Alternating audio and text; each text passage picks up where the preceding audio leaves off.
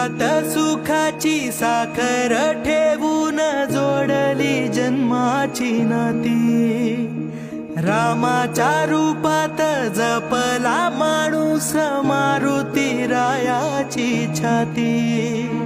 वाघाची लीलानी कपाळी टिळा तू जेड अंधारासाठी। भनक भीतीची नवती भवती आभाळ रे माझ्या पाठी। देऊन किनारा मना